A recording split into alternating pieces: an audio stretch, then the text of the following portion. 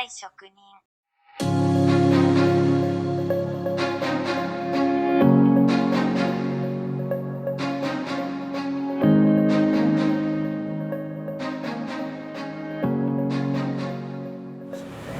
Halo semuanya kawan-kawan, assalamualaikum warahmatullahi wabarakatuh. Mulai lagi dengan saya Abi Iron dari channel Tukang Mandiri. Di part kedua ini, setelah kemarin kita sudah potong multipleknya beserta besi-besinya, hari ini kita akan melakukan pengelasan untuk di kaki ya, di kaki mejanya dan juga di rangka, seluruh rangkanya. Setelah itu baru kita akan taruh multiplek tadi di atas rangka tersebut. Untuk mengelas, hari ini kita menggunakan las mic gasless dari Daiden ya, produksi dari Daiden.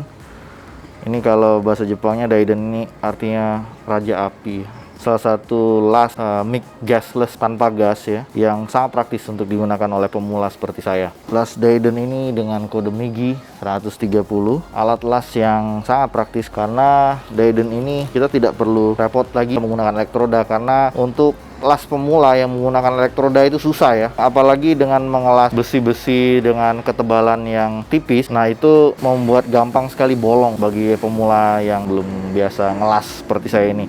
Jadi saya lihat reviewnya di YouTube, bagus sekali Daiden ini.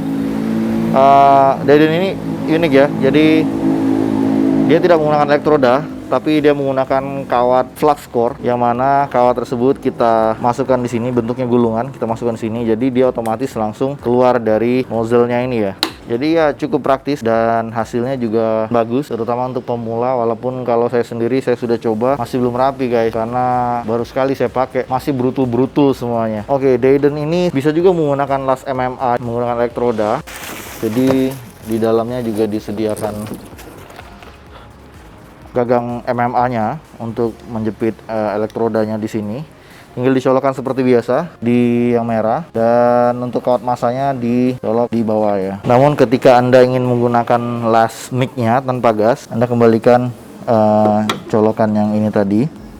Anda kembalikan di yang hitam, dan kabel masanya ditaruh di merah. Dan di sini settingannya pun sama ya, dia 130 ampere. Di sini ada tombol powernya, di sini ada tombol overcurrentnya, dan juga di sini ada knob untuk mengatur ampernya. Biasanya saya melas besi hulu dengan ketebalan 1,6 itu saya coba di 30 ampere, dan yang di bawah ini adalah untuk knob yang untuk mengatur kecepatan keluarnya kawat di sini. Jadi kawat ini akan keluar terus ya begitu Anda ngelas. Jadi ketika Anda ngelas, sebaiknya sekitar 1 cm kawat flux core-nya ini keluar. Kalau kepanjangan nanti splatternya terlalu banyak dan hasil lasnya tidak bagus. Tapi kadang-kadang saya juga masih seperti itu.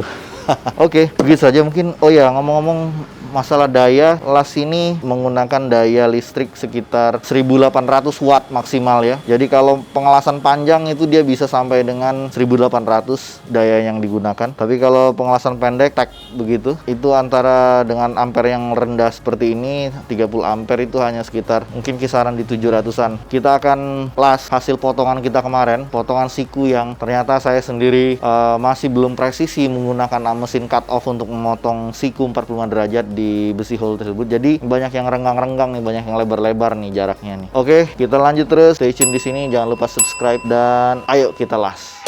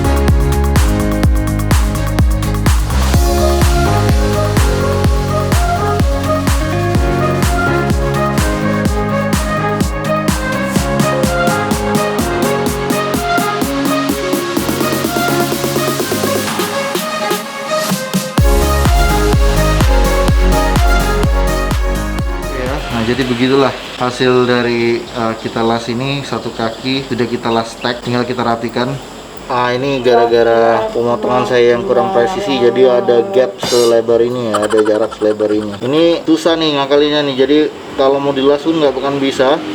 Jadi paling nanti kita bikin penguat di sini, bikin dari besi ini kita potong juga sisanya tadi.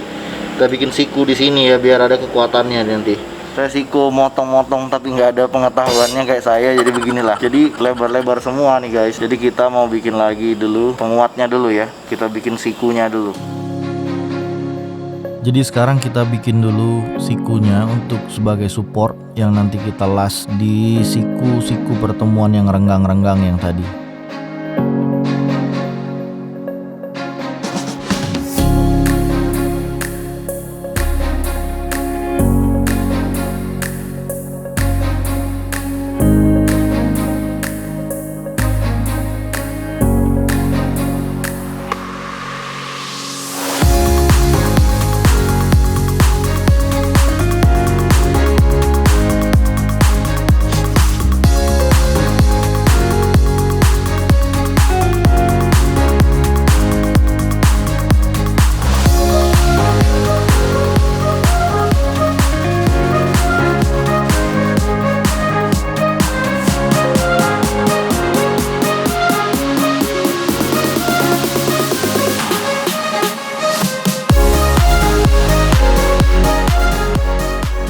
Nah sekarang udah jadi nih rangkanya. Nanti tinggal kita gerinda supaya lasannya yang berutul-berutul bisa rapi dikit.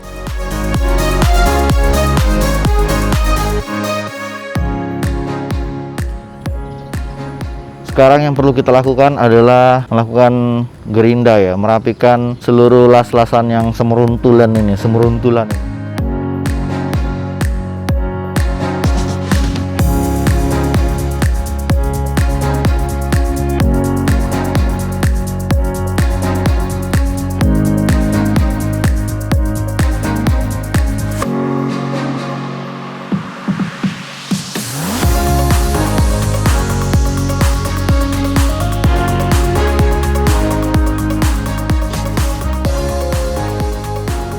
Setelah tadi kita gerinda, sekarang kita persiapan untuk melakukan pengecatan terhadap rangkanya. Nah, pengecatan ini sebetulnya enaknya pakai kompresor, pakai spray gun. Tapi kompresor saya sayang sekali masih dalam perjalanan, jadi belum saya terima sampai hari ini. Cuma nanti akan saya buat lagi video selanjutnya, kira-kira kompresor apa gitu yang cocok buat di rumahan gitu ya. Nanti kita review kompresornya setelah datang. Jadi saat ini, karena kompresornya nggak ada, jadi saya nggak bisa pakai spray gun. Nanti kita pakai cat pilok aja. Tapi sebelum kita mulai pengecatan, kita bor dulu untuk mempersiapkan lubang-lubang bautnya untuk tabletopnya.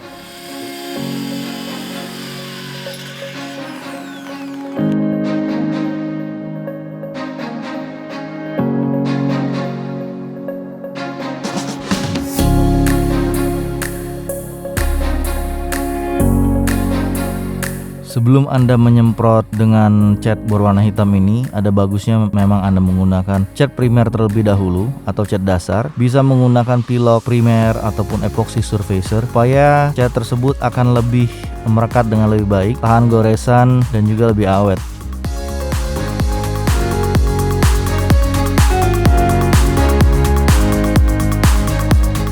Selanjutnya multiplek kita skrup dengan menggunakan skrup kayu ukuran 3/4 atau 2 cm.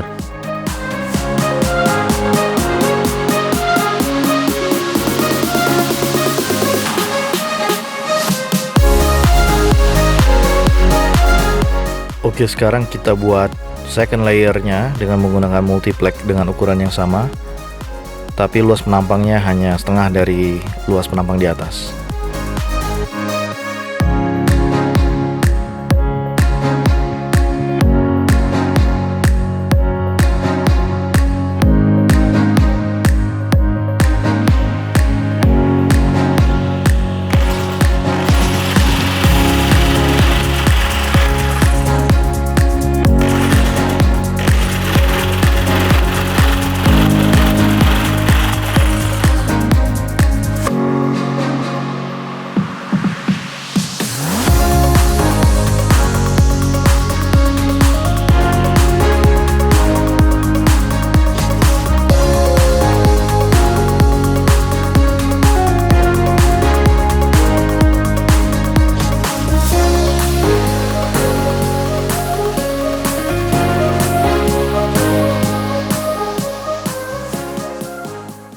Jadi setelah tadi kita pasang layer keduanya di bawah, jadi project ini sudah hampir selesai. Meja kerja ini seyogyanya akan dipasang circular saw yang akan kita pasang terbalik ya, upside down dari bawah.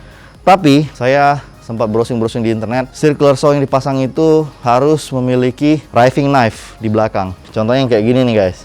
Fungsinya adalah supaya dia mencegah kickback ya. Jadi ketika kayu dipotong, nanti kayu itu bisa nyangkut di mata gergaji dan itu bisa mental tuh dengan kecepatan tinggi ya, dan itu sangat berbahaya. Kalau kena badan bisa accident itu. Atau yang parah lagi kalau gara-gara itu kita kaget, tangan kita kena circular saw. Nah, jadi untuk mencari circular saw yang punya riving knife itu sulit ya di pasarannya. Jadi saya kepikiran apa sebaiknya saya pasang circular saw atau mungkin saya justru beli table saw ya. Tapi gimana caranya masukin di sini, pasang di sini? Harusnya sih bisa-bisa aja ya mungkin. Ini dibolongin, space-nya, luasnya juga cukup. Cuman pertimbangannya adalah apakah saya sebaiknya membeli circular saw, tapi nanti kita modif riving knife-nya. Masalahnya kalau kita modif, pasang riving knife sendiri itu nggak bisa mengikuti ukuran blade-nya ya. Kalau kita pendekin blade-nya, dia tetap panjang nih, gini, ngaceleng begini. Itu kan agak susah jadinya. Tapi kalau table saw, begitu kita setel ukuran blade-nya untuk memotong, dia otomatis mengikuti. Sebelum saya beli barangnya, bagi kalian yang tahu jawabannya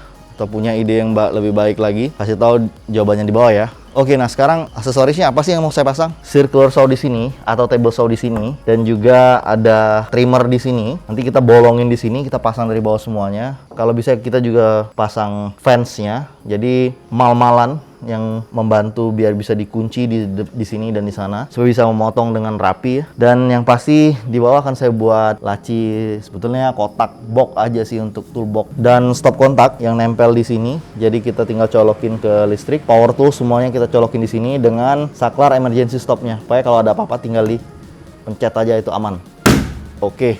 Gitulah mungkin kali ini videonya kita akhiri dulu sampai di sini. Kita akan tunggu dulu alat-alatnya datang, baru kita pasang lagi. Dan makasih buat kawan-kawan yang sudah join di channel ini. Jangan lupa klik like, subscribe, dan share button, karena itu membantu saya untuk tetap semangat membuat karya-karya yang mudah-mudahan bermanfaat juga buat teman-teman semua. Ambil yang bagusnya, buang yang jeleknya, dan salam sehat selalu. Assalamualaikum warahmatullahi wabarakatuh. Sampai jumpa lagi, bye-bye.